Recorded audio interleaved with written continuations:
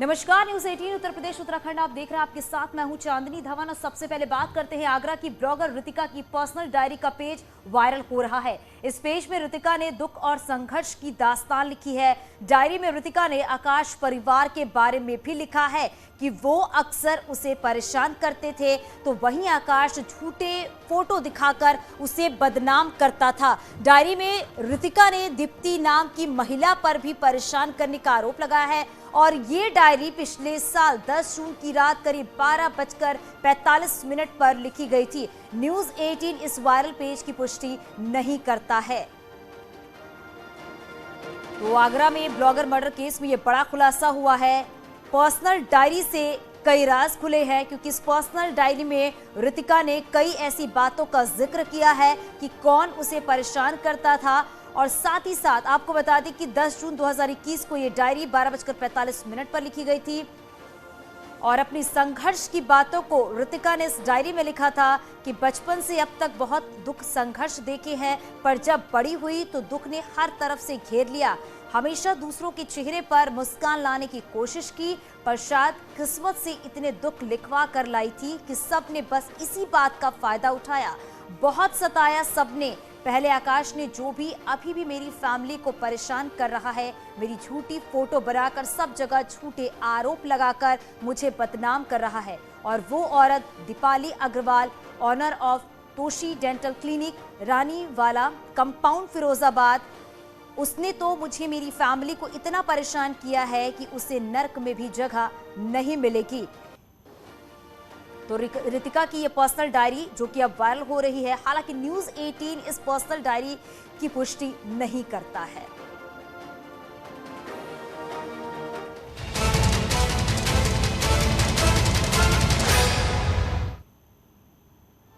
और अब बात करें कि मेरठ में 5 दिन से लापता युवक की हत्या कर दी गई। कातिलों ने युवक के घर पर एक चिट्ठी फेंकी जिसमें लिखा था, साजिद अब इस दुनिया में नहीं रहा। उसकी लाश परीक्षितगढ़ में रजवाहे की पटरी के किनारे पड़ी है।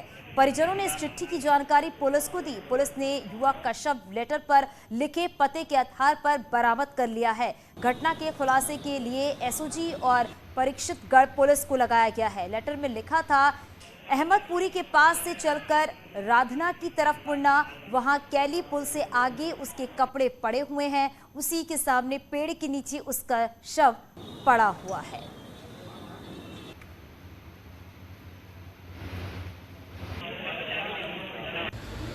कल इस पर गुमशुदगी लिखी गई थी। आज इसकी डेड बॉडी मिली है। बॉडी को पीएम के लिए भिजवाया गया है और पीएम के पश्चात जो भी मृत्यु के कारण निकल के आएंगे उसके हिसाब से विधिक कार्रवाई की जाएगी। अभी शरीर पर कोई भी जाहिरा चोट नहीं है।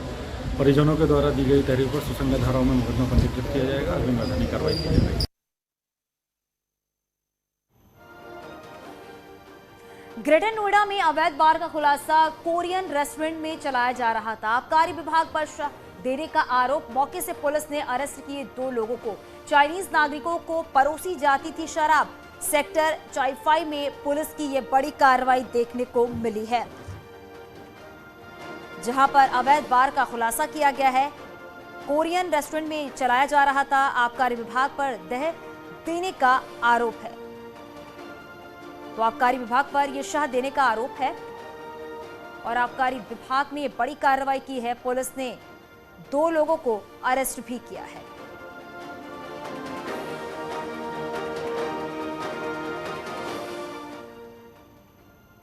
सिद्धार्थनगर में बरनी बॉर्डर से भारतीय निर्यातक के कागजों में दर्ज क्षमता से ज्यादा सामान नेपाल से ले जाकर देश के राजस्व को जमकर चूना लगाया जा रहा है। इस बात का खुलासा नेपाल के कृष्णनगर जिले में मौजूद ऑफिस की जांच में हुआ है। दरअसल एक एक्सपोर्टर ने बढ़नी बॉर्डर से ट्रक में नेपाली सैनिटरी का सामान भेजा था। जब नेपाल के कस्टम अधिकारियों को आशंका हुई तो उन्होंने पूरे सामान की गिनती की तो पूरे मामले का खुलासा हुआ, जिस पर नेपाल के अधिकारियों ने लगभग 12 लाख रुपए कस्टम शुल्क लगाया है। और कुछ दिन पहले भी भारतीय निर्यातक ने इसी तरह गैस चूल्हे की आड़ में भारी संख्या में कपड़े भेजे थे, जिसे पकड़ने के बाद नेपाल के कस्टम विभाग ने 1 करोड़ रुपए से ज्यादा का टैक्स लगाया था।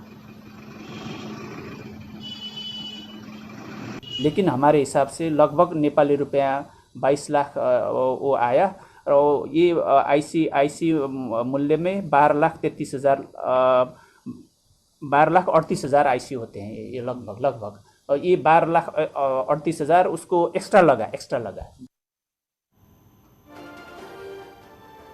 प्रतापगढ़ की नवाबगंज इलाके के बाहर आपको बता दें कि फिर बुलडोजर का एक्शन देखने को मिला है। यहां परियावा बाजार में अवैध रूप से मकान और साथ ही मदरसा की बाउंड्री वॉल को बुलडोजर चलाकर जमींदोज किया गया है। दरअसल जिला प्रशासन ने ग्राम प्रधान से शिकायत की थी कि परियावा बाजार में अतिक्रमण करके मकान और मदरसे की बाउंड्री वॉल बनाई गई है, जिसपे संज्ञान लेते हुए ये बड़ी कार्रवाई की गई है। इस दौरान मौके पर भारी पुलिस फोर्स भी तैनात।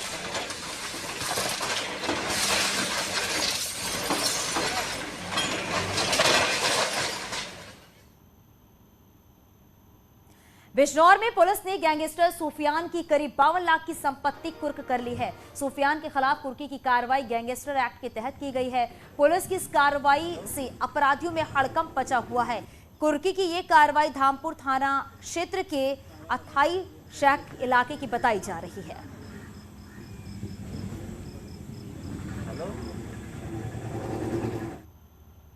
जौनपुर में निजी स्कूल कुर्क सरकारी जमीन पर किया गया है और निर्माण 30 करोड़ कीमत की जमीन को कब्जा मुक्त किया गया है। सीहीपुर हाईवे के पास की ये बड़ी कार्रवाई की गई है। ये बड़ी खबर इस वक्त की है।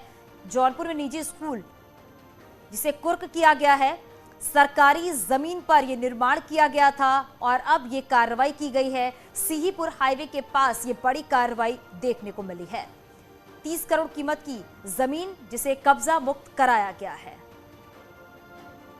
स्कूल के नाम पे जो फर्जी इंदराज एक प्राइवेट स्कूल के नाम पे था, उसे विधिसंगत रूप से निरस्त करते हुए पुनः सरकार के खाते में दर्ज किया गया और उस भूमि को कुर्क किया गया।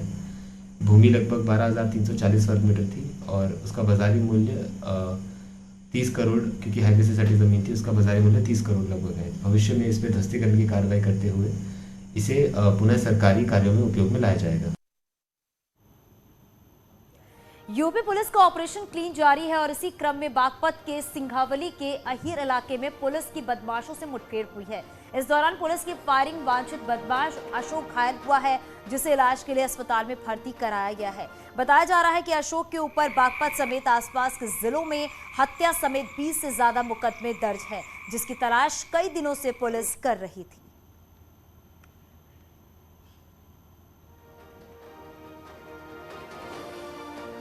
अशोक बैगन नाम का अपराधी है, जिसके ऊपर 25,000 रुपये का इनाम था और ये एक हत्या में वांछित चल रहा था। एक बदमाश मौके से फरार हुआ है, उसके लिए काम्बिंग की जा रही है। शीघ्र ही उसको भी गिरफ्तार किया जाएगा। पुलिस की टीमें लगाई गई हैं। अभी 9 तारीख को अशोक बैगन के द्वारा एक विक्की नाम के व्यक्ति की हत्या की गई थी, उसी में ये फरार चल रहा था। इसके विरुद्ध 20 मुकदमे पंजीकृत हैं। शातिर अपराधी है। इसके पास से एक तमंचा बरामद हुआ है, एक मोटरसाइकिल बरामद हुई है। पुलिस टीम द्वारा किए गए ही अच्छे कार्य के लिए पुलिस टीम को भी पुरस्कार हेतु एक रिपोर्ट अलग से प्रेषित की जा रही है। और खबर सुल्तानपुर से है, जहां पर बड़ा सड़क हादसा हुआ। इस हादसे में 6 लोगों की मौत हो गई है। दर्दनाक हादसा उस वक्त हुआ है जब बेकाबू ट्रक ने ई रिक्शा को कुचल दिया है और हादसे में 5 अन्य लोग भी घायल हुए हैं, जिसमें 3 की हालत नाजुक है। गंभीर रूप से घायलों को लखनऊ रेफर किया गया है। घटना देहात कोतवाली के बाईपास स्थित ओदरा कमनगढ़ के बीच की बताई जा रही है।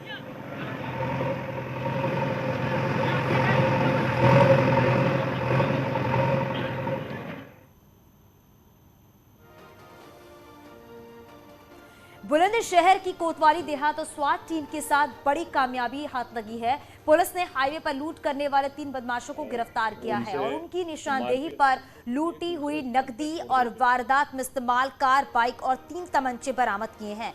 हाईवे पर वाहनों में यात्रियों से ये लूट करते थे। पुलिस पूछताछ में तीनों ने लूट की 4 घटनाओं को अंजाम देने की बात भी कबूली है और ये सभी आरोपी अलीगढ़ के रहने वाले हैं और सभी पर 13 मुकदमे भी दर्ज हैं।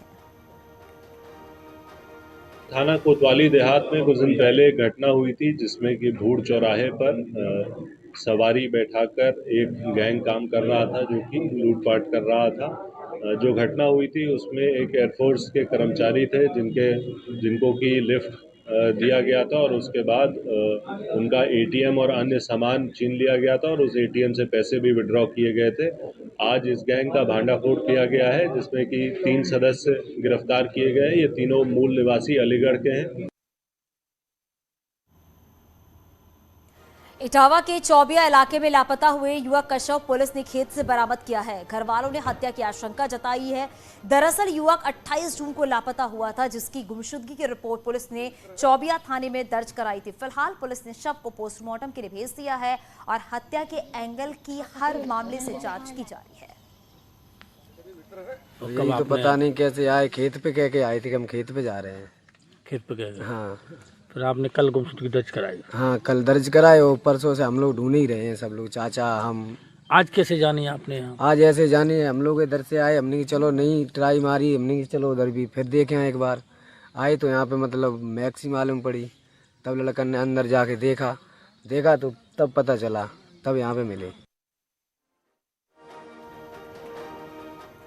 औरैया में पत्नी का हाई वोल्टेज हंगामा देखने को मिला है। दूसरी महिला के साथ पति को पकड़ा है और बीच चौराहे पर पति को जमकर पीटा है। ये वीडियो सोशल मीडिया पर वायरल हो रहा है। ये खबर औरैया से है, जहां पर एक महिला का हाई वोल्टेज ड्रामा देखने को मिला है। पति को दूसरी महिला के साथ इस महिला ने पकड़ा है और उसके बाद पति की जमकर पिटाई की है। क्या बात हो गई?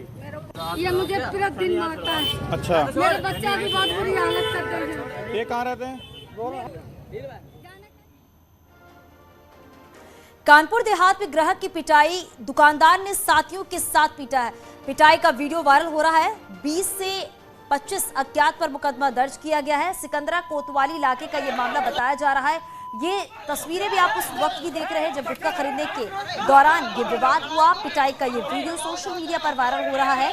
पैसों के विवाद में ग्राहक को पीटा गया है। ग्राहक की जमकर पिटाई की गई है।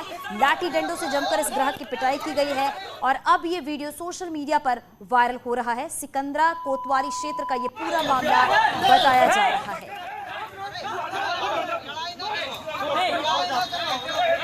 तो एक ग्राहक को एक नरेट दिया जिसमें उसके द्वारा बताया गया कि बिराना चौराहे पे 3 नामजद और 25-30 अज्ञात लोगों ने उसके साथ मारपीट की, जहां से मारने की धमकी दी और तथा जहां से मारने का प्रयास भी किया।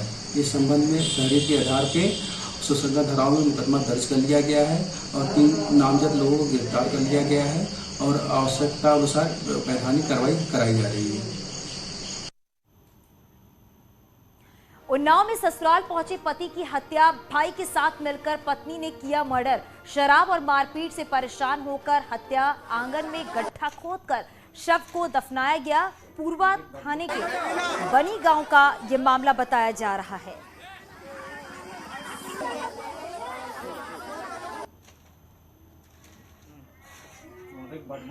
बहराइच में ग्राम प्रधान की दबंगई, प्रधान ने महिला स्वास्थ्य कर्मी को धमकाया है। प्रधान की दबंगई का वीडियो सोशल मीडिया पर वायरल हो रहा है। पुलिस पर कार्रवाई नहीं करने का भी आरोप है। खैरी घाट इलाके के शिवपुर पीएचसी का मामला बताया जा रहा है।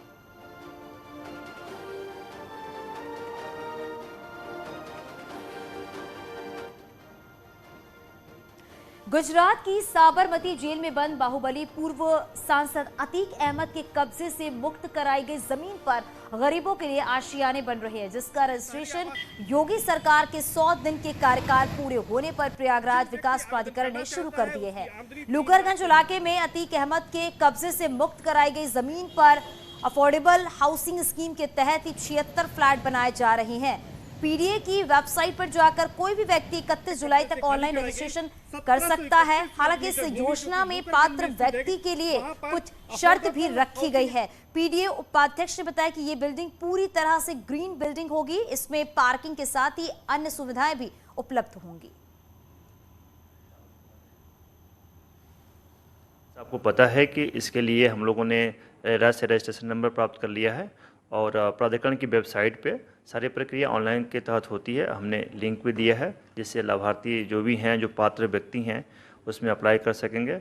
अप्लाई करने के बाद से जो लिस्ट होगी वो सूडा के पास जाएगी। सूडा बेनिफिशियरी की जांच करेगा, फिर पुनः लिस्ट हमको वापस कर देगा और लॉटरी के माध्यम से जो पात्र व्यक्ति हैं, लाभार्थी हैं, उनके मध्य इसका आवंटन कर दिया जाएगा। प्रोजेक्ट को हम समय सीमा में पूरी गुणवत्ता के साथ पूरा कर लेंगे। सीएम योगी आदित्यनाथ ने एक वायदा किया था कि माफियाओं से खाली कराई गई जमीन पर गरीबों के लिए आशियाने बनेंगे और संगम नगरी प्रयागराज में 16 दिसंबर 2020 को इसका ऐलान किया था। उसके बाद अपने पहले कार्यकाल में उन्होंने बाहुबली पूर्व सांसद अतीक अहमद के कब्जे से खाली कराई गई 1731 वर्ग मीटर भूमि जो कि लूकरगंज में स्थित है, वहां पर अफोर्डेबल हाउसिंग स्कीम के तहत प्रधानमंत्री शहरी आवास योजना के तहत 76 फ्लैट बनाने का शिलान्यास किया था। उस पर निर्माण कार्य लगातार जारी है, लेकिन अपने दूसरे कार्यकाल के 100 दिन के अंदर योगी सरकार ने अब यहां पर रजिस्ट्रेशन की शुरुआत कर दी है। 31 जुलाई तक कोई भी व्यक्ति रजिस्ट्रेशन करा सकता है। तो कुल मिलाकर योगी सरकार लगातार काम कर रही है और अपने आप में माफिया से खाली कराई गई जमीन पर बनने वाला यूपी का ये पहला प्रोजेक्ट होगा जो कि दिसंबर 2022 तक पूरा होगा और उसके बाद इसके चयनित लाभार्थियों को ये आवंटित भी कर दिया जाएगा। और खास तौर पर इसमें जो बात है वो कि ये पूरी तरह से ग्रीन बिल्डिंग होगी और इसमें गरीबों के लिए तमाम सुविधाएं भी मौजूद रहेंगी। कैमरा पर्सन संजीव मिश्रा के साथ सर्वेश दुबे, न्यूज़ 18 प्रयागराज। और अब बात करेंगे भगवान जगन्नाथ की रथ यात्रा की शुरुआत आज से हो गई है। उधर गृह मंत्री अमित शाह ने अहमदाबाद के जगन्नाथ मंदिर में मंगल आरती की। अमित शाह ने देशवासियों को बधाई देते हुए कहा कि आस्था और भक्ति के अनूठे संगम श्री जगन्नाथ रथ यात्रा के पवित्र अवसर पर सभी देशवासियों को शुभकामनाएं। तो वहीं पुरी में भगवान जगन्नाथ स्वामी जी की भव्य रथ यात्रा निकाली गई। इस दौरान श्रद्धालुओं में खासा उत्साह भी देखने को मिला। भजन कीर्तन गाते हुए शोभा यात्रा निकली है। बनारस की सड़कों पर भी एक बार फिर से भगवान जगन्नाथ निकले और कोविड की वजह से रुकी हुई 400 साल पुरानी परंपरा को काशीवासियों ने एक बार फिर से निभाया है। सड़कों पर रथ पर सवार होकर निकले तो काशीवासियों के हर हर महादेव के उद्घोष से उनका स्वागत किया गया। ये 3 तस्वीर आपके टीवी स्क्रीन पर। पहली तस्वीर अहमदाबाद की आप देख रहे हैं जहां जगन्नाथ यात्रा निकाली गई और गृह मंत्री अमित शाह विधि विधान के साथ पूजा अर्चना भी किए। पुरी की भी तस्वीर आपको दिखा रही है कि जगन्नाथ यात्रा को देखते हुए जो श्रद्धालु हैं उनमें खासा उत्साह भी देखने को मिला। वाराणसी की अगर बात करें तो वहां पर भी यात्रा निकाली गई जगन्नाथपुरी की। और जो काशीवासी हैं, काशी में आपको बता दें कि हर हर महादेव के जो उद्घोष है वो हर तरफ सुनाई दिए।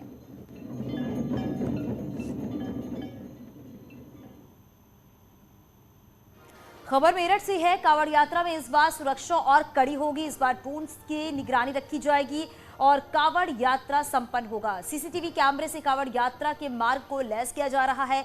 14 जुलाई से कांवड़ यात्रा शुरू हो रही है।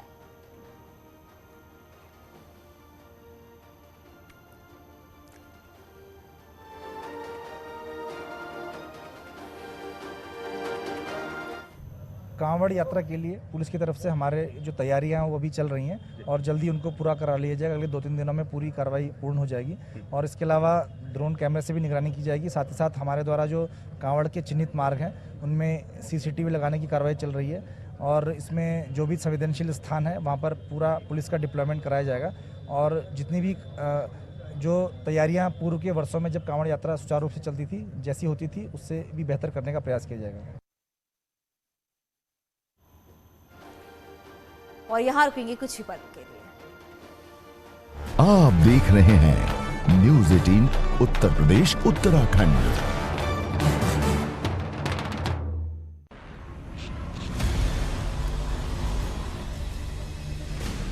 ज़ेड-पे and news 18 network present crypto की समझ। नमस्कार, स्वागत है आप सबका ZebPay and news 18 network present crypto की समझ के इस एपिसोड में, जहां हम आपको बताते हैं क्रिप्टो जगत की कुछ अहम जानकारी और अहम खबरें। तो आइए नजर डालते हैं क्रिप्टो से जुड़ी कुछ खास खबरों पर। फेक क्रिप्टो एक्सचेंज से भारतीय निवेशकों को 1000 करोड़ का नुकसान। क्लाउडसेक साइबर सुरक्षा कंपनी क्लाउडसेक की नई रिपोर्ट से पता चला है कि फेक क्रिप्टो एक्सचेंज घोटाले में भारतीय निवेशकों को 1000 करोड़ रुपए से ज्यादा का नुकसान हुआ है। इसमें फिशिंग स्कैम, पंप और डंप स्कीम और मैलिशियस क्रिप्टो एक्सचेंज को डिजाइन करना शामिल है। रिपोर्ट के अनुसार इनमें से कई फर्जी वेबसाइट कानूनी रूप से वैध UK based crypto currency trading platform coin egg जैसी दिखती है। कंपनी ने कहा है कि एक विक्टिम ने उनसे संपर्क किया था जिसने एक फर्जी क्रिप्टो करेंसी एक्सचेंज घोटाले में 50 लाख रुपए यानी कि लगभग $64,000 खो दिए थे। साथ ही डिपॉजिट अमाउंट टैक्स के नाम पर भी उसने पैसे गंवाए। क्लाउडसेक रिसर्चर्स ने जांच में पाया कि फेसबुक और टेलीग्राम जैसे सोशल मीडिया चैनल्स के जरिए एक नकली वेबसाइट का प्रचार किया जा रहा है जो बिल्कुल कॉइन एग की तरह दिखती है। बाइनेंस ने इंस्टीट्यूशनल और वीआईपी इन्वेस्टर्स के लिए प्लेटफॉर्म लॉन्च किया। क्रिप्टो करेंसी एक्सचेंज बाइनेंस अब वीआईपी और इंस्टीट्यूशनल यूजर्स के लिए फ्लैगशिप प्लेटफॉर्म लॉन्च कर रहा है। इस प्लेटफॉर्म का नाम बाइनेंस इंस्टीट्यूशनल है। ये क्रिप्टो एक्सचेंज का तरीका है इंस्टीट्यूशनल ऑफरिंग में सुधार और उनकी सेवाओं को बढ़ाकर अपने ऑपरेशंस को बेहतर बनाने का। बाइनेंस ने एक ट्वीट के जरिए घोषणा की कि उसने अपने इंस्टीट्यूशनल ऑफरिंग्स एंड सर्विसेज को अपग्रेड करने के लिए इस खास सोल्यूशन को लॉन्च करने का फैसला लिया है। इस वीआईपी प्रोग्राम में कई खास बातें हैं, जैसे कि ये यूजर्स को ज्यादा डिस्काउंट और दूसरे प्रिविलेजेस देता है। ये VIP service institutionals, crypto platform, high net worth individuals, family office, hedge funds और एसेट मैनेजर्स और क्रिप्टो माइनर्स के लिए कई ट्रेडिंग सर्विस भी ऑफर करती है। सेवाओं की अलग अलग इंस्टीट्यूशन की जरूरत के हिसाब से कस्टमाइज किया जा सकता है। गोल्डमैन सैच्स खरीदेगा सेल्सियस से एसेट्स। सूत्रों के हवाले से खबर है कि Goldman Sachs troubled crypto lender Celsius से डिस्ट्रेस्ड एसेट्स खरीदने के लिए निवेशकों से $2 बिलियन जुटाएगा। एक जानकार के अनुसार गोल्डमैन सैच्स वेब3 क्रिप्टो फंड्स, डिस्ट्रेस्ड एसेट्स में स्पेशलाइज्ड फंड्स और ट्रेडिशनल फाइनेंशियल इंस्टीट्यूशन से पर्याप्त नकदी के साथ ब्याज मिलने का अनुमान लगा रहा है। एसेट्स जिसमें ज्यादातर भाग क्रिप्टो करेंसी का ही होगा, उसे सस्ते में बेचने पर ही लोग उसमें ज्यादा रुचि दिखाएंगे। सेल्सियस, जिसने इस साल मई तक ग्राहकों को $8 बिलियन से ज्यादा का उधार दिया था और मैनेजमेंट के लिए $12 बिलियन के एसेट्स थे, उसने अचानक 12 जून को घोषणा की कि वह एक्सट्रीम मार्केट कंडीशंस के चलते अपने प्लेटफॉर्म से विथड्रॉल्स पर रोक लगा रहा है। इससे बिटकॉइन की कीमत $20,000 से नीचे आ गई। क्रिप्टो की समझ के आज के एपिसोड में फिलहाल के लिए बस इतना ही। उम्मीद करते हैं कि यह जानकारी और खबरें आपको एक बेहतर क्रिप्टो निवेशक बनाने में मददगार साबित होगी। नमस्कार।